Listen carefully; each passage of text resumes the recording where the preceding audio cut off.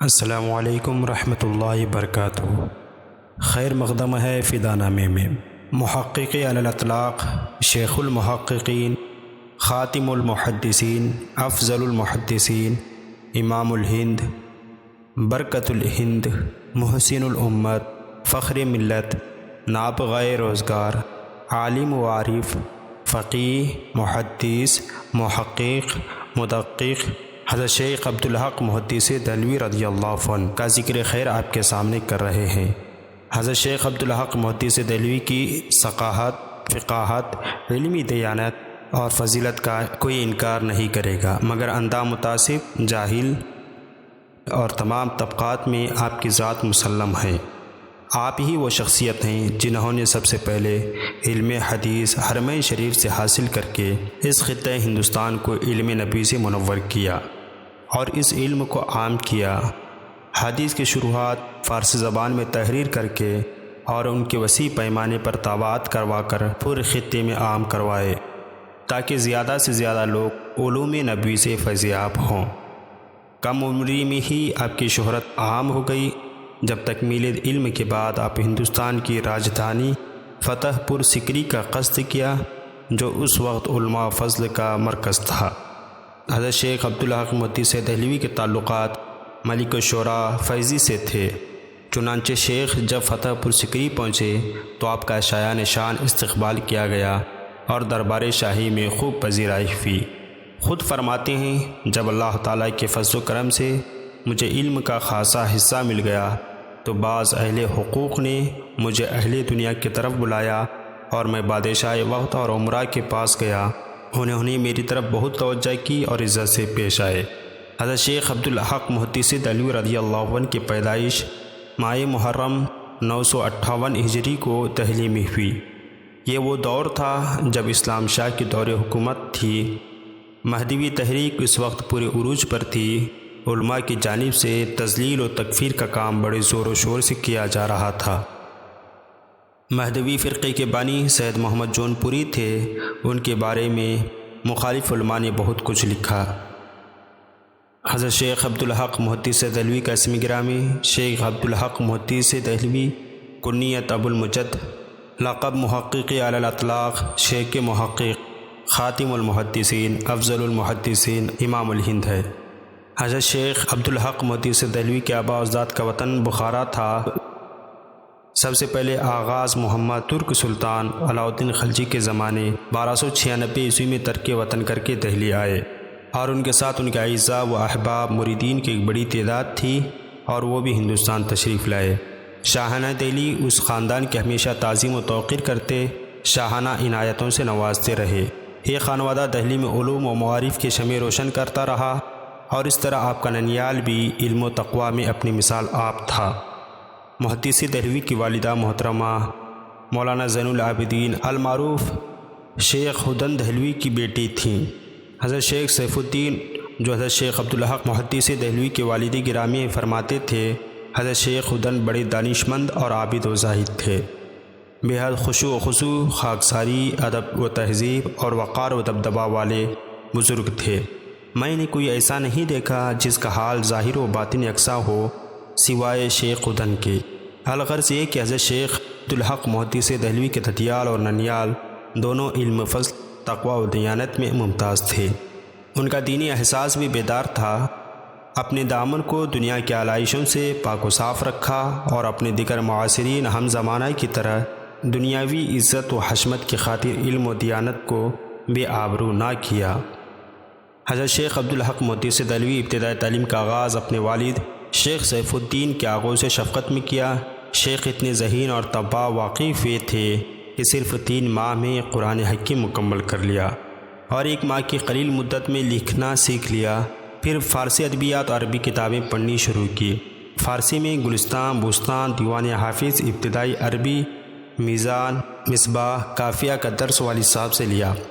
آپ فرماتے ہیں کہ میں نے قلیل عرصے میں تمام کتابوں پر عبور حاصل کر لیا اور ادب و عربیت، منطق و کلام کی کتابوں پر مکمل دستگاہ ہونے کے بعد 7-8 برس کے بلکہ اس سے بھی کچھ زیادہ عرصہ تک بعض علماء سے اس طرح درس لیا کہ شب و روز میں صرف 2-3 ساعت کے لیے مطالعہ، غور و فکر اور مشغولیت سے فارغ رہتا۔ حضرت شیخ عبدالوہاب متقی سے حدیث اور تصوف کا درس لیا اور سند حاصل کی۔ شیخ کے نام اور اساتذہ یہ ہیں: شیخ سیف الدین، شیخ محمد مقیم، شیخ عبدالوہاب متقی، قاضی عبداللہ بن جار اللہ، شیخ ابی الحزم مدنی، شیخ عبدالوہاب، شیخ محمد بہنسی، شیخ حاجی نظر بدخشی، سید جعفر سمرقندی۔ حضرت شیخ عبدالحق محدثی دہلوی رحمۃ اللہ علیہ اپنی کتب بینی کا حال بیان کرتے ہوئے ارشاد فرماتے ہیں: مطالعہ کرنا میرا روز و شب کا مشغلہ تھا۔ بچپن ہی سے میرا یہ حال تھا کہ میں نہیں جانتا تھا کھیل کود کیا ہے، آرام و آسائش کے کیا معنی ہیں، سیر کیا ہوتی ہے، گھومنا پھرنا کیا ہوتا ہے۔ بارہا ایسا ہوا کہ مطالعہ کرتے کرتے آدھی رات ہو گئی تو والد محترم سمجھاتے: بابا کیا کرتے ہو؟ یہ سنتے ہی میں فوراً لیٹ جاتا اور جواب دیتا: سونے لگا ہوں۔ پھر جب کچھ دیر گزر جاتی تو اٹھ بڑھتا، پھر سے مطالعے میں مصروف ہو جاتا۔ بسا اوقات یوں بھی ہوتا کہ دوران مطالعہ سر کے بال اور عمامے وغیرہ چراغ سے چھو کر جلس جاتے، لیکن مطالعہ میں مگن ہونے کی وجہ سے پتہ نہ چلتا۔ ایک اور مقام پر فرماتے ہیں: میرے والدین ہر چند کہتے تھے کہ تھوڑی دیر کے لیے محلے کے لڑکوں کے ساتھ کھیل لو اور وقت پر سو جاؤ۔ میں کہتا تھا آخر کھیلنے کا مقصد دل کو خوش کرنا ہی ہے، تو میری طبیعت اسی سے خوش ہو جاتی ہے، کچھ پڑھوں یا لکھوں۔ عام طور پر ماں باپ بچوں کو پڑھنے، مکتب کی جانے کی تاکید اور تنبیہ کیا کرتے تھے، لیکن اس کے برعکس مجھے کھیل کود کی ترغیب دیتے۔ حضرت شیخ عبدالحق محدثی دہلوی سلسلہ عالیہ قادریہ میں اپنے والد گرامی سے بیعت و مجاز ہوئے۔ پھر آپ نے بعمر 27 سال 6 شوال 1985 ہجری کی صبح حضرت سید موسیٰ پاک شہید سے سلسلہ عالیہ قادریہ میں بیعت ہوئے اور خرقہ خلافت حاصل کیا۔ ان کے علاوہ حضرت شیخ باقی باللہ سے سلسلہ عالیہ نقشبندیہ سے اجازت حاصل ہوئی۔ شیخ عبدالوہاب متقی نے آپ کو سلسلے قادریہ جیلانیہ متقیہ کے ساتھ قادریہ شاذلیہ مدنیہ اور چشتیہ کا خرقہ تصوف بھی پہنایا۔ یہ وہ دور تھا جب اکبر کے الہاتی رجحانات شروع ہو چکے تھے۔ علماء سو کا ایک بہت بڑا گروہ اس کے ارد گرد جمع ہو گیا تھا، جن کی مدد سے اکبر اپنی لادینی تحریک کو آگے بڑھانے کی کوشش کر رہا تھا۔ شیخ کو بھی اعلی کار بنانے کی کوشش کی، مگر وہ عالم ربانی جس نے بچپن سے لے کر فتح پور سکری پہنچنے تک خالص دینی ماحول میں تعلیم و تربیت پائی تھی، جنہیں قدرت نے علم کی اشاعت اور حق کی حمایت کے لیے پیدا کیا تھا، وہ بھلا ایسے ملحدانہ ماحول میں رہنا کیوں کر پسند کر سکتا تھا؟ اس درباری ماحول میں بہت جلد ان کی طبیعت اچاٹ ہو گئی۔ اگر زمانہ سازی پر ان کی طبیعت ذرا بھی راضی ہو جاتی تو وہ دولت اور ثروت اور دنیاوی جاہ و حشمت ان کے قدم چومتی، لیکن ان کا مذہبی شعور بیدار تھا۔ وہ کسی قیمت پر اپنے ضمیر کی آواز کو دبانے کے لیے تیار نہ تھے۔ اکبر کے سیاسی اقتدار نے اتنی قوت پالی تھی کہ اس کے خلاف انفرادی جد و جہد کامیاب نہیں ہو سکتی تھی۔ اس پرآشوب ماحول میں آپ نے ترک وطن کا ارادہ کیا اور حجاز مقدس کی راہ لی۔ آپ فرماتی ہیں: 996 ہجری میں جذبہ غیب سے پیدا ہوا اور دل پر وحشت طاری ہو گئی۔ دیوانگی کی حالت میں سفر کا ارادہ کرنے کے علاوہ میرے لیے کوئی چارہ نہ رہا۔ مکہ مکرمہ میں اس وقت شیخ عبدالوہاب متقی کا فیض عام تھا۔ آپ ان کی خدمت میں پہنچے۔ آپ فرماتے ہیں: تمام اہل حرمین اور کل مشائخ یمن اور مشائخ مصر و شام سے جس نے حضرت کو دیکھا ہے ان کا عقیدت مند رہا ہے اور ان کی ولایت اور علو شان کا قائل رہا ہے۔ شیخ عبدالوہاب کی علمی روحانی تربیت نے حضرت شیخ عبدالحق کی ذات کو علم و عمل، زہد و ورع کا روشن مینار بنا دیا۔ حضرت شیخ عبدالحق محدثی دہلوی نے حجاز کے دوران قیام متعدد حج کیے اور مکہ سے مدینہ منورہ کا سفر بھی کیا۔ وہ حضرت رسالت مآب صلی اللہ علیہ وسلم سے بے پناہ محبت رکھتے تھے۔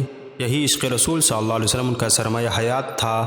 چنانچہ جب دربار حبیب میں پہنچے تو ننگے پاؤں ہو گئے اور مدینہ منورہ میں کبھی جوتیاں بھی نہ پہنی۔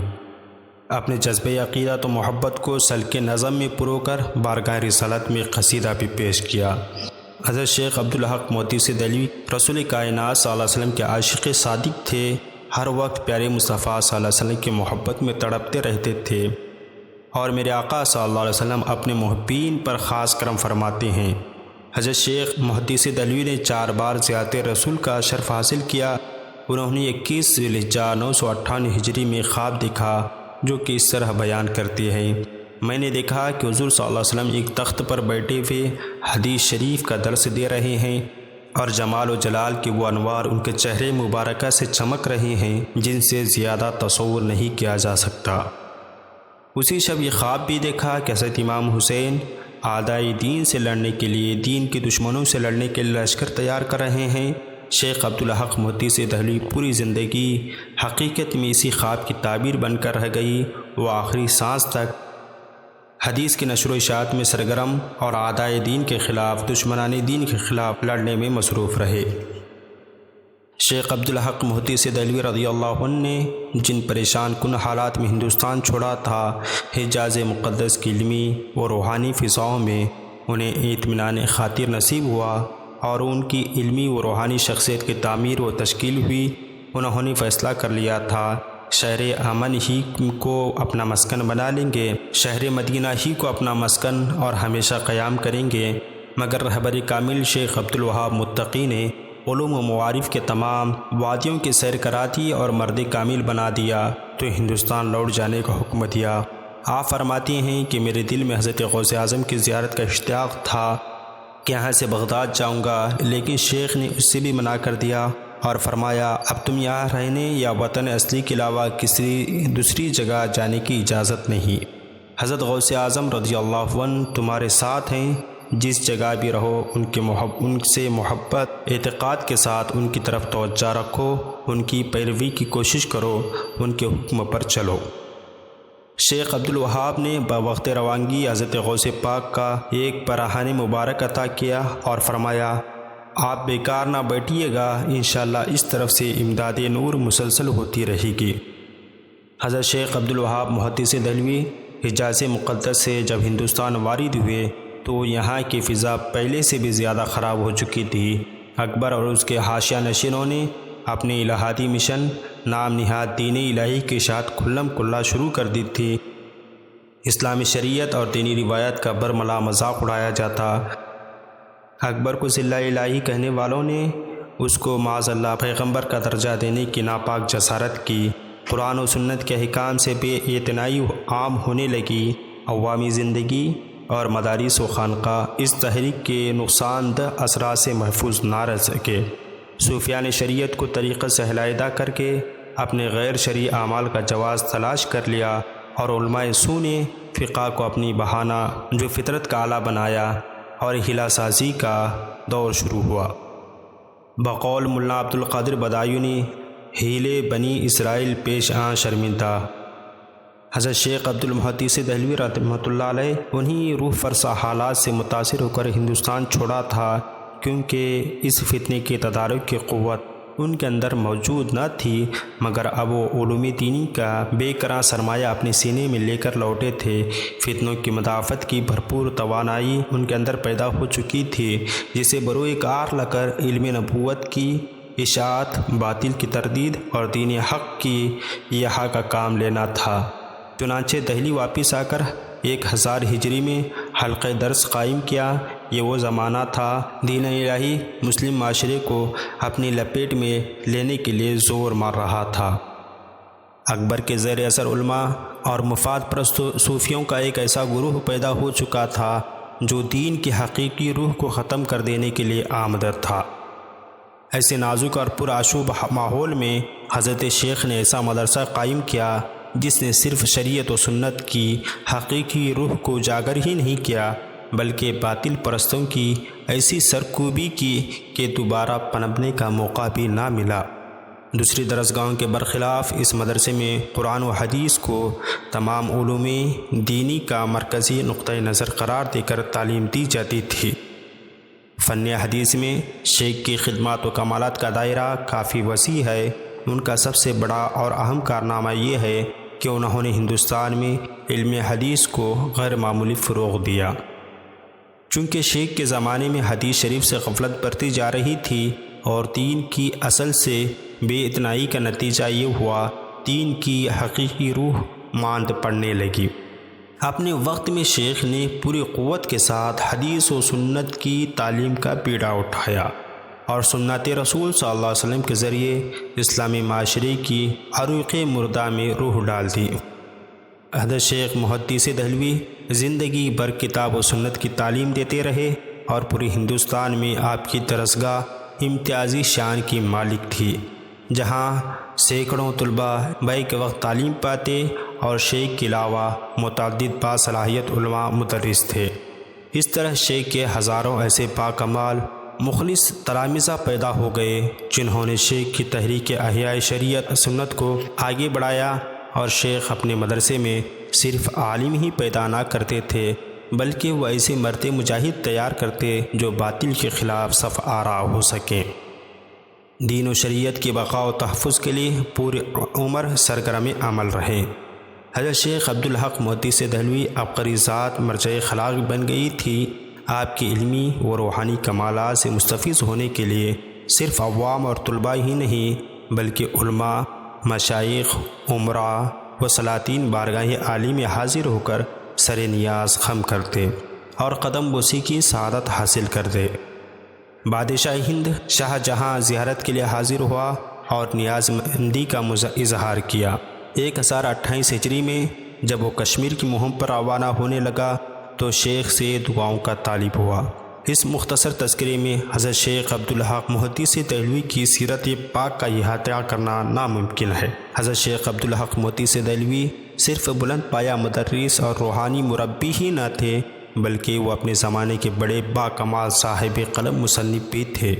انہوں نے عمر بھر درس و تدریس کے ساتھ تصنیف و تعلیم کا شغل بھی جاری رکھا۔ جس طرح وہ ہندوستان کے عظیم محدث ہیں اسی طرح وہ ممتاز مصنف بھی ہیں۔ ان کی تصانیف کی تعداد 100 سے زیادہ بتائی جاتی ہے۔ حدیث، تفسیر، عقائد، تصوف و اخلاق، فقہ، اعمال و اوراد، منطق و فلسفہ، تاریخ، سیر و تذکرہ، نحو، ادب کا احاطہ کرتی ہے۔ بالخصوص علم حدیث کے حوالے سے جو خدمات ہیں وہ رہتی دنیا تک یاد رکھی جائیں گی۔ حضرت شیخ محدث دہلوی کی تعلیمات آپ کی کتب سے عیاں ہیں۔